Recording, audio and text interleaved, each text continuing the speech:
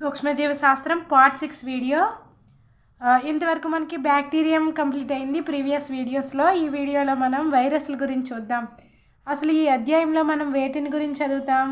వైరస్ల యొక్క ఆవిష్కరణ, వైరస్ల యొక్క వర్గీకరణ, వైరస్ల నిర్మాణము, బ్యాక్టీరియోఫాజుల వృద్ధి, మొక్కలలో వైరస్ వ్యాధులు, మానవులలో వైరస్ వ్యాధుల గురించి ఈ వైరస్లు అనే అధ్యాయంలో మనం చదువుతాం. వైరస్ల యొక్క ఆవిష్కరణ, వైరస్ల యొక్క వర్గీకరణ, వైరస్ల నిర్మాణము, బ్యాక్టీరియోఫాజుల వృద్ధి, మొక్కలలో వైరస్ వ్యాధులు, మానవులలో వైరస్ వ్యాధులను గురించి చదువుతాం.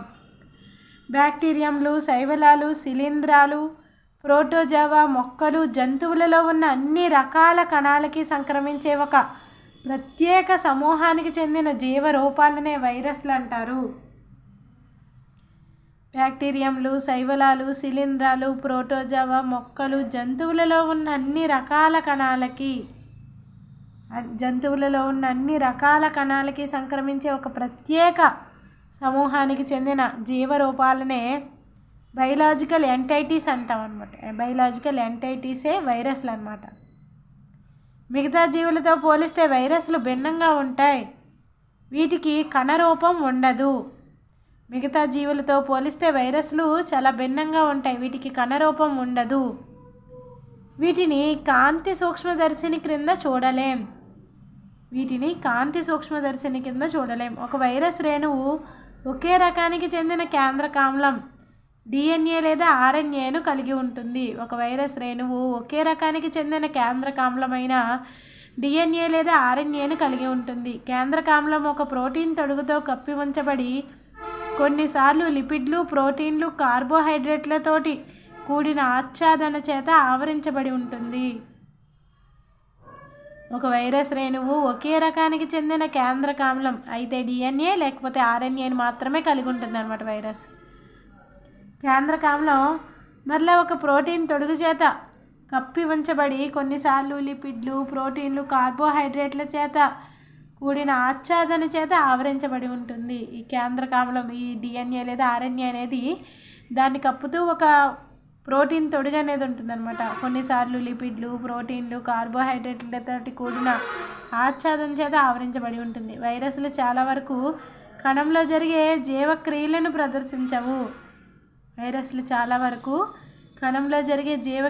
ప్రదర్శించవు. కణం అంటే మామూలు జీవుల్లో ఉండే కణంలో జరిగే జీవక్రియలని వైరస్లు ప్రదర్శించవు. కానీ ప్రత్యుత్పత్తి ద్వారా జన్యు లక్షణాలను కొనసాగిస్తూ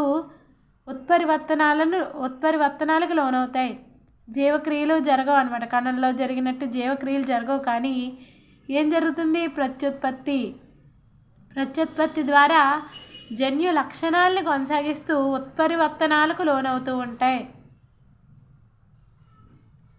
కాబట్టి ఇవి ఖచ్చితంగా జడత్వం కలిగిన జీవరహిత అణువుల కంటే ఉన్నతమైనవి.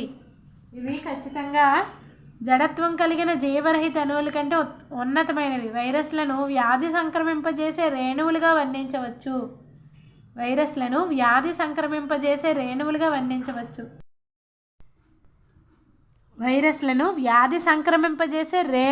వర్ణించవచ్చు. అదేవిధంగా వైరస్లు ఇంకేంటి? వైరస్ల వికల్ప కణాంతస్థ పరాన్నజీవులు. వైరస్లు వ్యాధి సంక్రమింపజేసే రేణువులు. అదేవిధంగా వైరస్లు అవికల్ప కణాంతస్థ పరాన్నజీవులు. అంటే ఒక ప్రత్యేక ఆతిథేయ కణాన్ని ఆక్రమించనంత వరకు ఇవి వృద్ధి చెందలేవు. అవికల్ప కణాంతస్థ పరాన్నజీవులు వైరస్లు అంటే ఏంటి? వైరస్లు అనేవి ఒక జీవిని ఆక్రమించినంత వరకు అవి ప్రత్యుత్పత్తిలో కానీ వాటి సంఖ్యలో కానీ పెరగలేవు అన్నమాట. అవి వృద్ధి చెందలేవు. అవికల్ప కణాంతస్థ పరాన్నజీవులు అంటే అది. ఇవి వాటి జన్యు జీవక్రియ యాంత్రికాన్ని పిల్ల లేదా వైరస్ల సంతతి ఏర్పడడానికి, విడుదలకి నిర్దేశిస్తాయి. ఇవి వాటి యొక్క జన్యు జీవక్రియ యాంత్రికాన్ని పిల్ల లేదా వైరస్ల సంతతి ఏర్పడడానికి, విడుదలకి నిర్దేశిస్తాయి. ఈ ప్రక్రియలో ఇవి ఆతిథేయ కణాలను ధ్వంసం చేసి మానవులు, మొక్కలు, జంతువులలో అపారమైన నష్టాన్ని, వ్యాధుల్ని కలుగజేస్తాయి. ఈ ప్రక్రియలో ఇవి ఆతిథేయ కణాలని ధ్వంసం చేసి మానవులు, మొక్కలు, జంతువులలో అపారమైన నష్టాన్ని, వ్యాధుల్ని కలగజేస్తాయి. అంటే ఆతిథేయ కణాన్ని ఆక్రమించినంత వరకు అవి వృద్ధి చెందలేవు కదా. ఇవి వాటి యొక్క జన్యు జీవక్రియ యాంత్రికాన్ని పిల్ల లేదా వైరస్ల సంతతి ఏర్పడడానికి, విడుదలకి నిర్దేశిస్తాయి. వాటి యొక్క జన్యు యాంత్రికాన్ని, జీవక్రియ యాంత్రికాన్ని కొత్త వైరస్లు ఏర్పడడానికి, వాటి యొక్క వైరస్ల సంతతి పెరగడానికి, విడుదలకి నిర్దేశిస్తాయి. ఇవి వాటి యొక్క సంఖ్యను పెంచుకోవడానికి, వాటి యొక్క ప్రత్యుత్పత్తికి ఆతిథేయ కణాలని ధ్వంసం చేసి మానవులు, మొక్కలు, జంతువులలో అపారమైన నష్టాన్ని, వ్యాధుల్ని కలగజేస్తాయి. వైరస్ల అధ్యయనాన్ని ఏమంటాం? వైరాలజీ అని అంటారు. వైరస్ల యొక్క అధ్యయనాన్ని వైరాలజీ అంటాం. నెక్స్ట్ ఆవిష్కరణ గురించి చూద్దాం. మానవులలో ఆర్థికంగా ఉపయోగకరమైన మొక్కలు, జంతువులలో అనేక వ్యాధులను కలగజేస్తూ ఆది నుంచి వైరస్లు మానవ జాతిని పీడిస్తున్నాయి. మానవులలో ఆర్థికంగా ఉపయోగకరమైన మొక్కలు, జంతువులలో అనేక వ్యాధుల్ని కలగజేస్తూ ఆది నుంచి వైరస్లు మానవ జాతిని పీడిస్తున్నాయి. జర్మ్ థియరీ ఆఫ్ డిసీజ్ ప్రతిపాదించిన కాలం నాటికి కూడా ఈ వ్యాధులకి కారణమైన కారకాన్ని గుర్తించలేదు.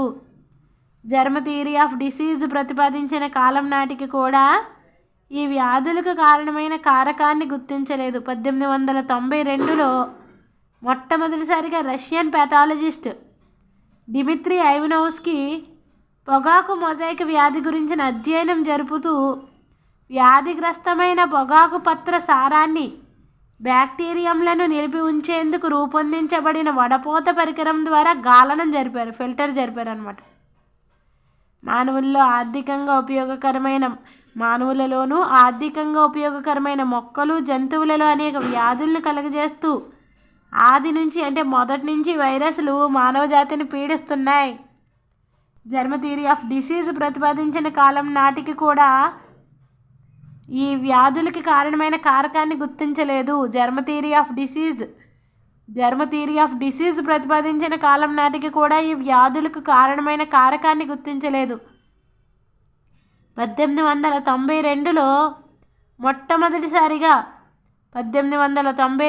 మొట్టమొదటిసారిగా రష్యన్ ప్యాథాలజిస్ట్ డిమిత్రీ ఐవనోవ్స్కీ పొగాకు మొజాయిక్ వ్యాధి గురించిన అధ్యయనం జరుపుతూ వ్యాధిగ్రస్తమైన పొగాకు పత్ర సారాన్ని బ్యాక్టీరియంలను నిలిపి ఉంచేందుకు రూపొందించబడిన వడపోత పరికరం ద్వారా గాలనం జరిపాడు. అయినప్పటికీ వ్యాధికారకం వడపోత రంధ్రాల గుండా ప్రయాణించింది. ఈ గాలనీయ ద్రవాన్ని ఆరోగ్యవంతమైన మొక్కలోకి ప్రవేశపెట్టిన తర్వాత అతడు దానిలో మొజాయిక్ వ్యాధి చిహ్నాలు అభివృద్ధి చెందడాన్ని గుర్తించాడు.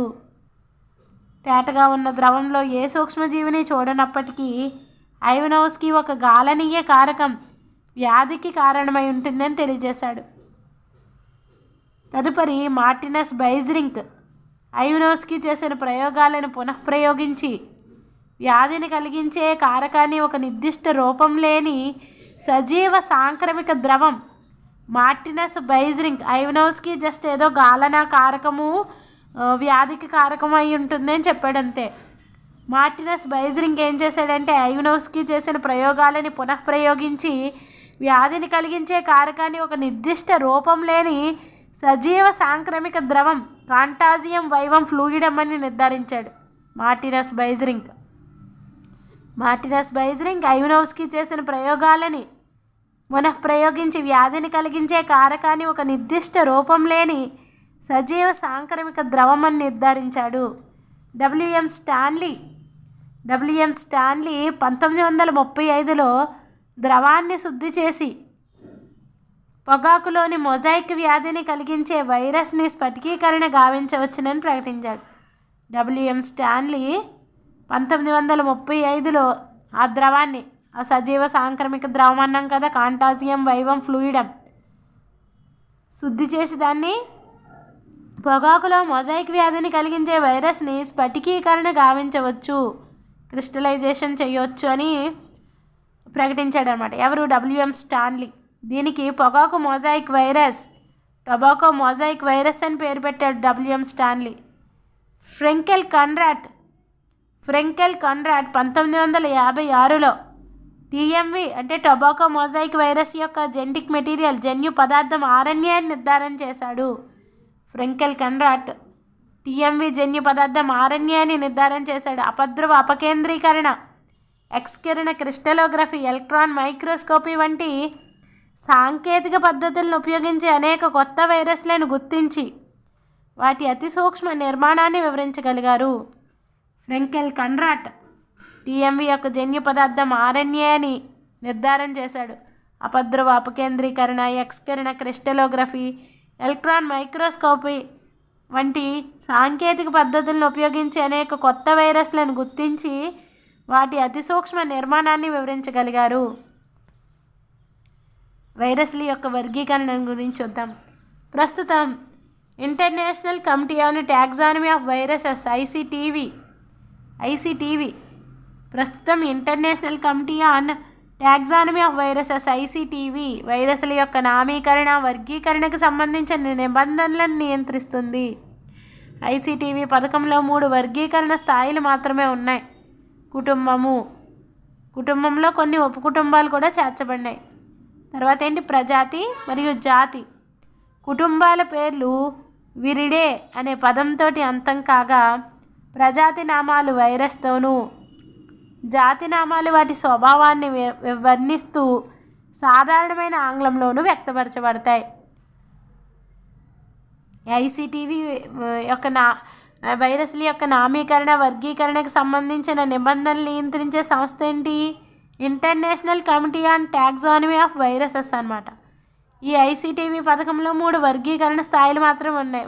వైరస్ల యొక్క పేరు పెట్టడానికి 3 వర్గీకరణ స్థాయిలు మాత్రమే ఉన్నాయి. కుటుంబము, ఈ కుటుంబంలో కొన్ని ఉపకుటుంబాలు చేర్చబడినాయి. ప్రజాతి మరియు జాతి అంటే ఈ 3 అనమాట. 3 వర్గీకరణ స్థాయిలు, కుటుంబం ఒకటి, ప్రజాతి ఒకటి, జాతి ఒకటి, 3 వర్గీకరణ స్థాయిలు ఉన్నాయి. కుటుంబాల పేర్లు విరిడే అనే పదంతో అంతం కాగా ప్రజాతి నామాలు వైరస్తోనూ, జాతి నామాలు ఆ వైరస్ యొక్క స్వభావాన్ని వర్ణిస్తూ సాధారణమైన ఆంగ్లంలో వ్యక్తపరచబడతాయి. వైరస్ల నామీకరణ అవి కలగజేసే వ్యాధుల్ని బట్టి ఉంటుంది. వైరస్ల యొక్క నామీకరణ అవి కలగజేసే వ్యాధుల్ని బట్టి ఉంటుంది. ఉదాహరణకి పోలియో వైరస్. ఐసిటీవీ పద్ధతిని ఉపయోగిస్తూ మానవులలో వైరస్ కలగజేసే అక్వైర్డ్ ఇమ్యూనోడెఫిషియన్సీ సిండ్రోమ్ను ఈ విధంగా వర్గీకరించవచ్చు. కుటుంబం రెట్రోవిరిడే, అంటే హెచ్ఐవి వైరస్ యొక్క కుటుంబం ఏంటి? రెట్రోవిరిడే. ప్రజాతి లెంటీ వైరస్, జాతి హ్యూమన్ ఇమ్యూనోడెఫిషియన్సీ వైరస్. కుటుంబం ఏం చెప్తుంది అనుకున్నాం? విరిడేతో ఎండ్ అవుతుంది అనుకున్నాం, రెట్రోవిరిడే. ప్రజాతి వైరస్ తోటి ఎండ్ అవుతుంది అనుకున్నాం, లెంటీ వైరస్. జాతి ఏంటి? ఆ వైరస్ యొక్క స్వభావాన్ని వివరిస్తుంది అనుకున్నాం, హ్యూమన్ ఇమ్యూనోడెఫిషియన్సీ వైరస్.